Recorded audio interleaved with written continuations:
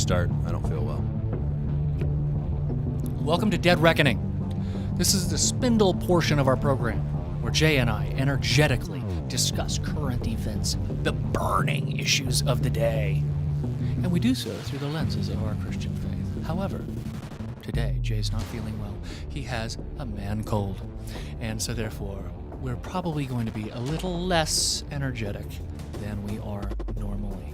How you feeling, Jay? Well, the only burning issue I have right now is my throat. And it's actually not as bad as it was yesterday. You know, right now it's just it's hollow and ringing in my head. And like I was going to lead worship at youth group. I lead worship at youth group regularly on Wednesday nights, and I'm not going to play tonight because I can't really. Maybe I should hear myself better. Ooh. Sometimes that's a dodgy proposition. Like Don Knotts and Andy Griffith Show. Yeah. Santa Lucia. You know, that Don Knotts guy was pretty funny. He was a comedic genius, wasn't he? Hey, we're product placementing again today. We went again and raided the storehouses of Revel coffee roasters. In reality, we just feel guilty for stealing his coffee without asking. So what we do is we kind of make up for it by just doing a little product placement. This is, I can't remember what we're drinking here, but it's Ethiopian Sadamo.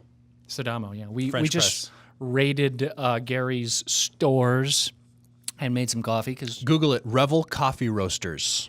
Yeah. It doesn't taste as good as his does because he measures everything down to like the 0.1 of an ounce or something like that. Well, and then the temperature of the water has to be like exact, perfect. You know, like everything's get out the timed thermometer and stuff.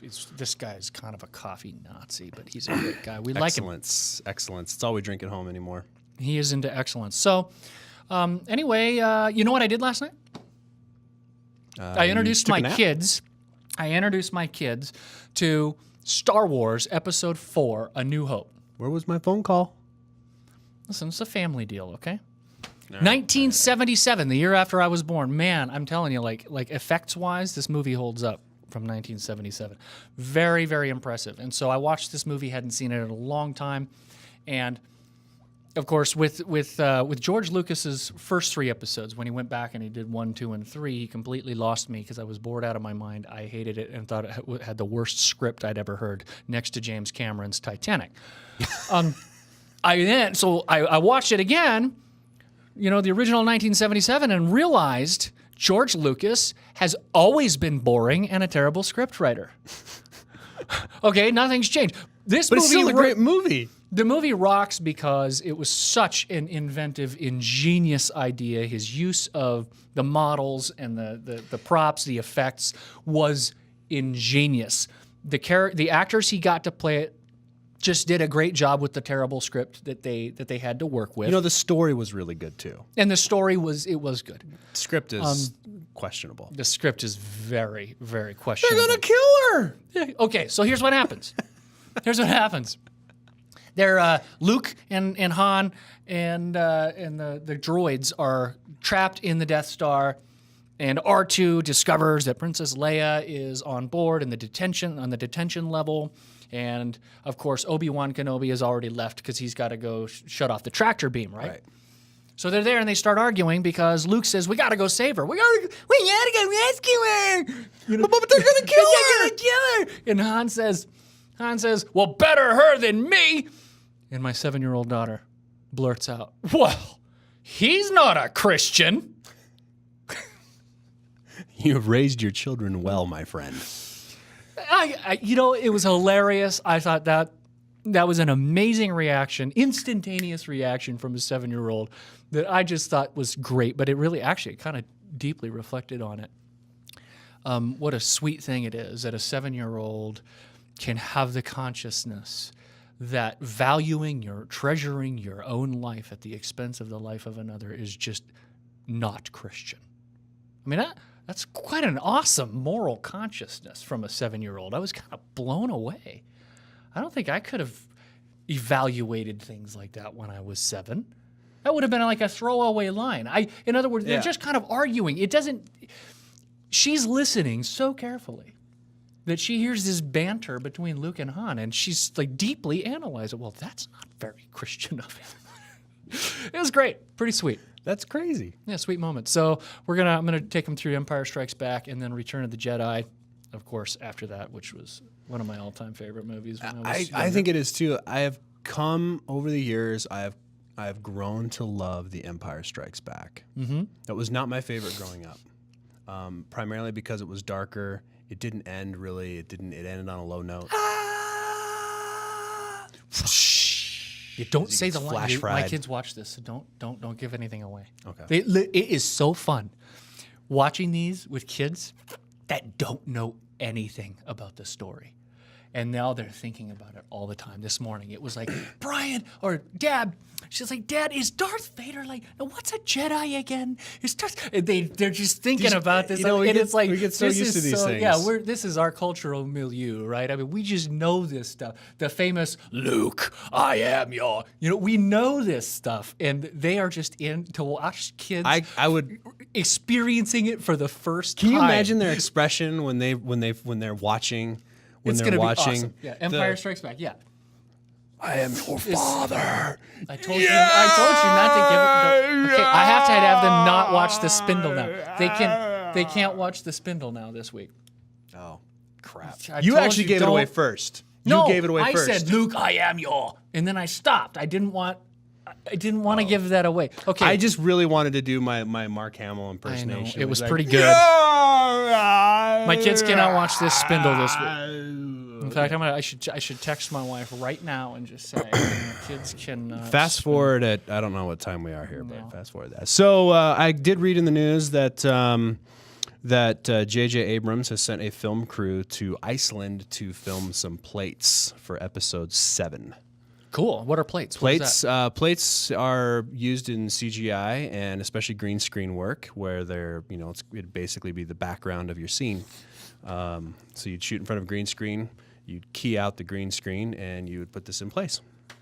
Okay. And there's a lot of work that happens after that, but sometimes they're temporary plates, sometimes they're actual plates. It kind of depends. So there's rumors that it could be on Hoth, but who knows? See, my thing is that George Lucas really did lose me with episodes 1, 2, and 3. I really actually was bored. I didn't like it. Was so CGI'd. I felt like I'm just watching a video game, and there's not enough compelling story and actors to really pull me through this. There is something really, really cool about a special effects aesthetic. I mean, and not to mention, like I love watching movies where like dudes used to really jump off buildings. Mm-hmm. Instead of a green really screen jumped off. thing. And I was playing. My daughter was playing with a little NYPD car we got on our last trip to thing, and so I just happened to take it. And I was fiddling with it, and I was jumping over this thing, and I thought about those scenes in the old 70s and 80s movies where there's a chase scene going down San Francisco streets, and the car's like in slow mo. It's like way up in the air. Thought about grabbing a camera and filming No, I mean that? that used to be a really big deal. Right. Like when a car when you actually in real life got the car to jump on the street. I mean that was a huge deal. And now you got Need for Speed where cars are practically flying. Right. Yeah, that's true. It's kind of lost some of its What happened with pizzazz. George Lucas, I mean, what made the first 3 Star Wars so brilliant to me is that there's such a realism to the use of his models. He was using models, and they just have there's a substance to them that I just don't think the CGI it just doesn't capture. There's an aesthetic. You can represent some textures really well via CGI, and others don't work so well. But there's just something about that just feels just more engaging. Yep. I mean, the live action just feels more engaging. So that's why I'm excited about JJ, because he's putting a strong emphasis on live action in this one. Even if it's in front of green screen, that's fine. But just the emphasis is live action. You pique my interest a little bit because JJ, of course, did the reboot of Star Trek. And which I thought that movie. The original reboot of JJ, the first one, not necessarily the second one. I like first both. One, The first one brilliant. Was absolutely fantastic. I thought it was brilliant. So maybe he'll do something very cool with Star Wars. I'm looking forward to it. I'm shocked that George Lucas has given up the reins. That's good, wise of him. Very wise. Somebody that can write a script. Disney might have paid him a lot of money too. Just write a script. Man. Anyway, so my life, speaking my of movies. favorite scene, this is the script. They come home. They've blown up the Death Star. They get down. Luke gets down. Han gets down. Leia comes running up. She wraps her arms around Han and she says, I knew there was more to you than money. That is about the dumbest line. I think I knew there was more to you than money.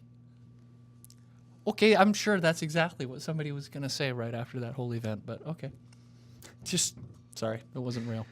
Oh, man. I do want to find out about your big consulting gig.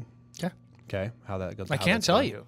Sworn to secrecy, but go ahead. I know, but I want to find out how it's going. But first, my world's been kind of in a little, not really a little tizzy, but, you know, I have 3 companies now. And I have a lot of bookkeeping that has to do with these 3 companies, and it drives me nuts. And I don't have any time to do anything else but like sit there and work on finances, and I hate it. I just hate it. I can't build new business, can't work on creative, and I have this philosophy. It's like, you know what? There's some things you should be doing well in a business, and if you can't do those well, hire somebody else to do it. Right. You know, so I sent this email out to about 5 of my, you know, business advisors and counselors. Oh, interesting. I didn't get one. Life counselors.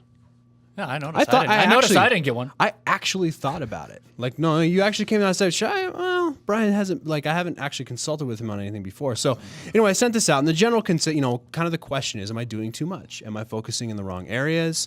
Should I be just sitting over here and doing this? You know, or should I just hire somebody? And kind of the general consensus is you're focusing in good areas, keep doing it, hire somebody else to manage this other stuff. So I'm like, okay. And I got to thinking through the whole process. Like, you know, it'd be a lot easier if God just wrote out what he wanted. Okay, I'm a JR, please do this, God, right? Yep. And handed me down a black and white card, just white card, black writing, just written on there. There it is. Or even spoke it to In me. black I thought, you know, if it came from God, I would listen. It would make I would life listen. easy. And I'm yeah. sure a lot of people out there who are like, you know, atheists or skeptics are If like, God you know just what? spoke to me if God just clearly. spoke to me and let me know, I'd believe. Well, really, I don't think that's a human condition at all, because look at the Old Testament. All right.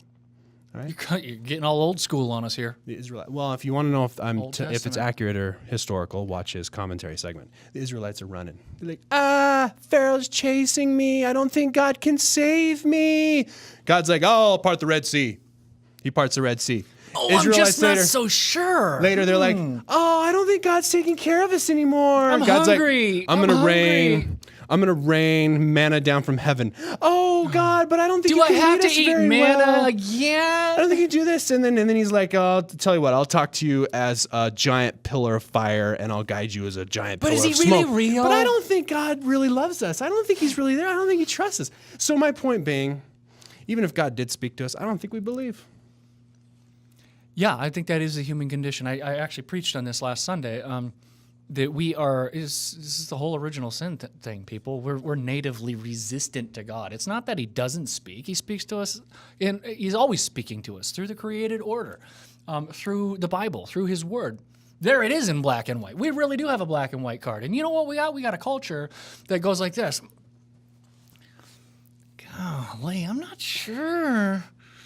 I'm not really sure what this book really says about homosexuality. Speaking of world vision. This is, I don't know. I think we need a little nuance. We need a little sensitivity in our hermeneutic to understand. You know what? This is not rocket science. This is really clear. You know. It can't be said any clearer. Which brings us to, this is the human condition. God does speak to us clearly, and we want to scratch our chins. Interesting. See, and the working example is World Vision this week. You probably saw the news. World They've Vision recently come out and International. said, you know what, we're okay with hiring gay marriage and gay couples, and that's can be fine almost a because same-sex we're going to couple. leave that to the local churches to determine and decide. That's fine. We just, you know, I'm sure they're back there on their offices going, you know, I'm not sure Scripture's really clear on this. It's kind of a gray area. So, yeah, okay. Let's address another part of your employment policy. No adultery and no fornication. Okay, those two are in the same passages as homosexuality. Yeah, they by capitulating to the fashion of the age, which is what World Vision is doing here. I mean, That's exactly what they're doing. Let's not make any bones It's about hip this. to be gay. This is World fine. Vision is just capitulating to the spirit of the age, puts them in the really weird, uncomfortable position of saying our policy as a Christian organization in the furtherance of the kingdom of Jesus Christ, our policy is that adultery is bad, wrong, we won't tolerate it. Sex outside of marriage is bad, wrong, won't tolerate it. Gay sex, great. Even though those are all filed in the New I'm Testament sorry, under it's all sexual called, it's immorality. Just, these are deviations from the created design, which is monogamous, male, female, one man, one woman relationship, covenantal commitment for life. That's the Bible's context for sexuality. World Vision needs to change their name, according to my old friend Dr. Peter Jones, who says World Vision has now a worldly vision. Peter Jones will be joining us on the show this later this season as well. That's a fantastic idea. Why didn't I think of that?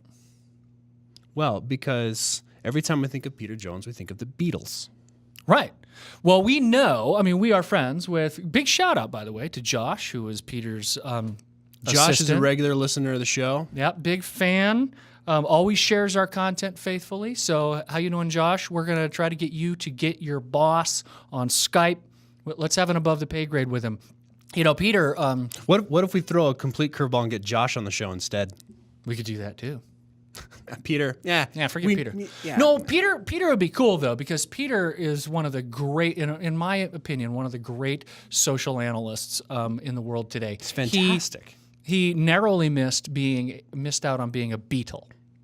No, not like an insect, like an actual beetle, like one of the Fab Four. Like his childhood friend was John Lennon, and they would eat fish and chips on Penny Lane, and they played music together in school.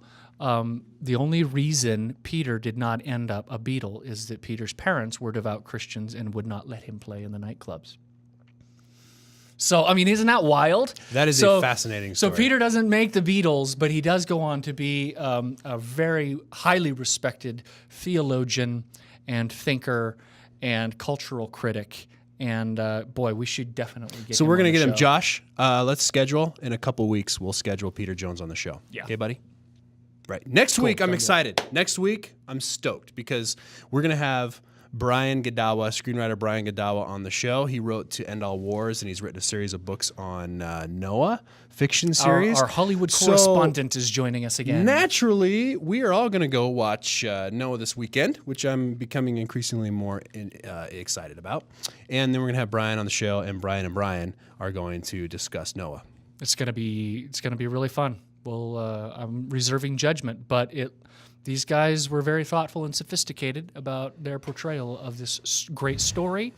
And, if nothing else, they're doing us all a favor by getting us to go back and crack open those Bibles and read the story again for ourselves. Mm-hmm. I know. That's a great... I did it... Believe it or not, I did that yesterday because I read an interview with Ari Handel, who co-wrote Noah, and he was saying all kinds of really sophisticated things about the story. Is that my phone? Yeah, that would be your phone. Well, which is weird because I had it on. It's my buddy Greg, one of my business advisors. I'm just gonna put ignore.